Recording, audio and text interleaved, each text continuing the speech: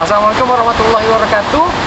Selamat datang di channel Ceritain bersama saya Anto Sutanto, Cerita Inspirasi. Kali ini kita akan mengangkat sebuah cerita inspirasi mengenai sebuah keluarga yang dulunya hidup dalam ekonomi yang boleh terbilang biasa atau bahkan di bawah garis kemiskinan, tapi saat ini mampu punya bakso yang enak banget, usaha bakso yang enak banget, namanya Bakso Wonogiri. Yuk, nggak usah berlama-lama lagi, kita temui orangnya.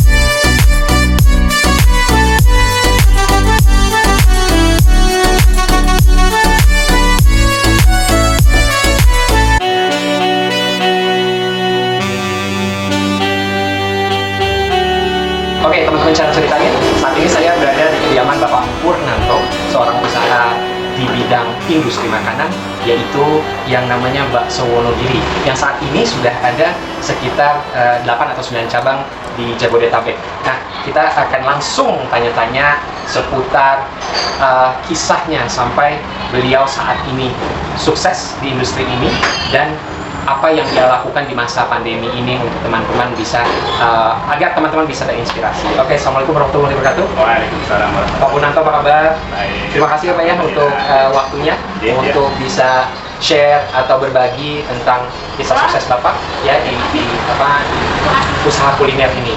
Bapak boleh nggak kalau misalkan Bapak share ke teman-teman channel Ceritain dulu sebelum menjadi wirausaha di bidang kuliner ini, apa yang Bapak kerjakan?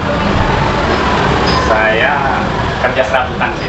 Kalau di bidang istilahnya ya pelarian kemana aja, asal menghasilkan saya kerjakan. Jadi asal halal lah istilahnya kayak gitu. Memang karena dulu masih bujangan, jadi nggak terlalu saya beban di situ mau kerja apa yang penting ada pendapatan. Yang penting bisa makan. Nah itu dia. Gitu, ya bisa makan, bisa merokok ya. Kalau merokok saya nggak. Oh nggak merokok, oke. Bisa ya Pak. Bapak kan kerjanya serabutan tadi bilang ya, di waktu masa lajang. Kemudian kenapa Bapak mau terjun ke bidang kuliner ini? Apa Bapak memang ada background kuliner, mungkin kuliah di perhotelan atau apapun itu? Gimana Pak ceritanya? Saya kalau dibilang pendidikan nol ya, saya kurang pendidikan. Kebetulan saya cuma lulusan STM, jadi dibilang kuliner itu karena hati, jadi karena seneng aja. Pertama karena seneng, jadi kita langsung terjun di kuliner itu karena seneng, akhirnya ya dinikmatin karena senengnya itu tadi. Jadi selepas dari STM itu, apakah Bapak bekerja untuk orang lain atau memang berwirausaha yang sebelum masuk ke industri kuliner ini? Bekerja orang lain. Oh, bekerja untuk orang lain, oke. Dan pada akhirnya terjun ke dunia kuliner ini karena memang waktu itu Bapak sudah berkeluarga dan ingin menafkahi mereka, jadi apa ya? Kisahnya itu seperti apa? Apa Bapak dapat modal dari mana? Kemudian mungkin resepnya kan Bapak juga harus belajar dulu, itu boleh diceritain seperti apa Pak? Begini, saya dulu pertama kali kalau bilang resepnya, saya ngikut orang. Jadi ngikut di bakso, ngikut ya semacam warung bakso ya. Begitu saya anggap saya itu sudah mampu menguasai resep-resep semua, saya keluar di warung bakso itu, saya buka sendiri. Tapi buka sendiri itu nggak langsung di warung tetap gitu ya. Saya buka emang dari dorong gerobak. Kalau di istilahnya saya lama dorong gerobak itu dari keliling jalan. Jadi satu rumah ke satu rumah itu lumayan lama. Ada 7 tahun. Ada 7 tahun. Oke. Kalau dibilang pahitnya orang jualan ya ngerasain, benar-benar ngerasain. Begitu udah mulai menemukan tempat yang kira-kira cocok, saya tinggalin yang di dorong gerobak itu, saya langsung ke yang buat pangkalan, jadi buat yang warung tetap. Di situ saya mulai buka warung tetap, jadi ada kios. Di saat berjualan bakso pakai gerobak itu Bapak sudah buat baksonya sendiri seperti saat ini, atau memang beli dulu kemudian hanya berjualan, atau gimana Pak? Saya bikin sendiri. Oh, memang sudah dari awal? Ya, dari awal udah bikin sendiri. Bersama ibu juga? Belum. Belum. Oh, saat itu pertama kali saya masih aja. Oh, masih aja. Ya, oke. Dulu ya jualannya ya kadang jualan, kadang enggak. Kadang kalau ya namanya anak muda, kebanyakan malesnya. Karena nggak ada dorongan untuk bertanggung jawab. Oke. Dan saat sudah waktu itu menetap usaha bakso itu di daerah mana waktu itu pertama kali? Tetap saya Menetap di kios. di kios itu? Di Sawangan sih. Di Sawangan dan sudah berkeluarga ya waktu itu? Iya, sudah menikah. Oke. Di depan warung, di depan RSUD. Oh, di depan RSUD itu yang menjadi pusatnya ya Pak ya? Iya. Justru yang saat ini yang di Sawangan, di RSUD Sawangan itu ya? Iya. Dan ini yang saat ini kita berada adalah tempat tinggalnya Bapak Purnanto, dan juga salah satu justru cabang keempat ya Pak ya, cabang keempat dari bakso Pur, bakso Mas Pur Wonogiri ya, betul ya. Nah, kemudian lika-likunya ketika awal-awal berjualan bakso, ketika udah di kios di RSUD itu tentunya kan nggak langsung ramai. Nah, itu gimana Bapak mensiasatinya waktu itu? Saya waktu itu karena modal juga modal terbatas, nggak kayak semacam sekarang apa-apa gampang gitu ya. Kita mensiasati bakso, ya kadang saya bikin bakso sekali bisa dijual nyampe 3 hari nggak laku, kadang nggak habis. Larinya ya kadang sisa saya kasih ke, kadang orang minta orang fakir miskin itu pas yang ini kebetulan dia saya kasih mau, saya senangnya di situ. Jadi saya nggak membuang bakso, Tapi justru masih tetap ada yang bisa menikmati. Cuman karena saya masih harus ngandalin mutu warung itu harus benar-benar bagus. Jadi saya ngalah di akun bakso itu habis. Gimana caranya saya tetap harus bikin lagi yang baru. Tapi kalau bakso nggak habis harusnya bisa masuk ke lemari pendingin. Iya, kalau sekarang ya banyak lemari pendingin gitu. Nah, kalau saya dulu kan karena nggak ada. Oh, dulu nggak ada. Oke. Karena nggak ada. Jadi memang harus buat fresh terus ya Pak ya. Tapi ketika ada kendala itu Bapak sempat berpikir ini sepertinya bukan industri saya nih, saya harus cari usaha yang lain. Pernah nggak sih terbesit seperti itu? Kalau saya dulu nggak, tetap saya jalani. Cuman pikiran saya dulu kalau nggak bisa buka di sini jalan, tetap harus cari tempat yang lain yang harus bisa jalan. Kenapa Emang Bapak punya begitu niat. yakin dengan bakso? Karena keyakinan. Iya, karena keyakinan terus saya. Saya modalnya cuman keyakinan. Jadi ngandalin hati. Ngandalin hati. Nggak ngandalin apa-apa, cuma ngandalin hati. Selama hati saya masih seret, oh ternyata ini yang harus saya. Oke, dicatat ya teman-teman, yang yakin dulu dalam setiap usaha apapun. Setuju ya Pak? Cuman Apapun keyakinan ya, kalau saya. keyakinan dulu. Usaha apapun yang teman-teman saat ini lakukan, yakin dulu ya. Oke, kemudian saya mau tanya resepnya. Resepnya itu kan mungkin otentik ya Pak? Iya. Memang dari Bapak. Bapak belajarnya dari mana? Dari orang tua Bapak, atau mungkin ngelihat dari yang tempat kerja Bapak dulu? Iya. Apa Bapak modifikasi atau memang seperti itu 100% Bapak tiru? Enggak 100%.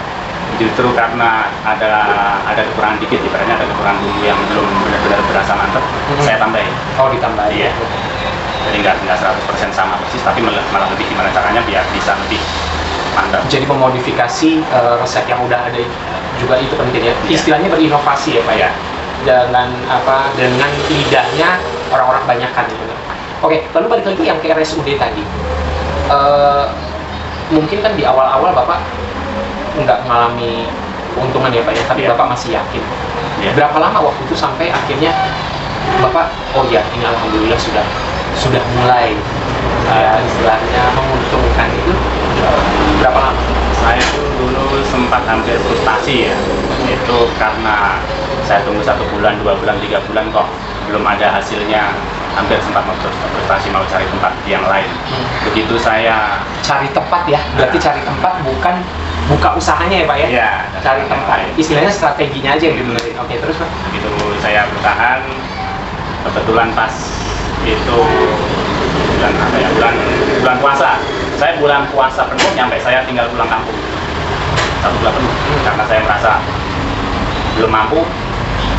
Saya istirahat dulu karena pas puasa sekalian buat ya istilahnya buat mengabdi lah buat ibadah penuh, buat kesempatan ada ibadah penuh yang benar-benar difokuskan ibadah. Begitu saya habis puasa balik lagi ke sini, mulai kayak ada titik terang saya jualan tuh udah mulai ada gambaran-gambaran mulai berjalan. Mulai 1 hari itu ada peningkatan lagi, 1 hari peningkatan sampai benar-benar itu kira-kira 6 bulan dari saya buka pertama itu baru mulai langsung merasain peningkatannya itu benar-benar saya rasain. Oke, jadi ketika Bapak pulang kampung itu Bapak hanya benar-benar bermunajat kepada Allah. Iya. Dan setelah itu justru pas balik mulai karena kebetulan pas itu juga nenek pas sakit, jadi kebetulan sekalian nungguin. Jadi ketika waktu itu puasa bermunajat, apa yang Bapak lakuin, anak? Tahajud tiap malam kah? Atau mungkin apa ibadah apa? Apa mungkin ada zikiran kah? Boleh berbagi nggak? Ya kalau dibilang saya itu ya semuanya serba kurang sih ya. Pengetahuan serba kurang ya semampu saya cuma semampu saya. Ya semampu saya pikiran. Kalau dibilang saya benar-benar tahajud penuh, saya juga belum bisa. Jadi cuma semampu saya, ya saya maksimalkan. Tapi intinya balik lagi yang seperti Bapak bilang, yakin. Jadi berprasangka baik terhadap Allah ya. Allah kan tergantung dari prasangka hambanya ya. Kalau hambanya bilang ini kayaknya enggak, ya mungkin Allah juga enggak ya Pak ya. Mungkin itu yang Bapak lakukan juga ya.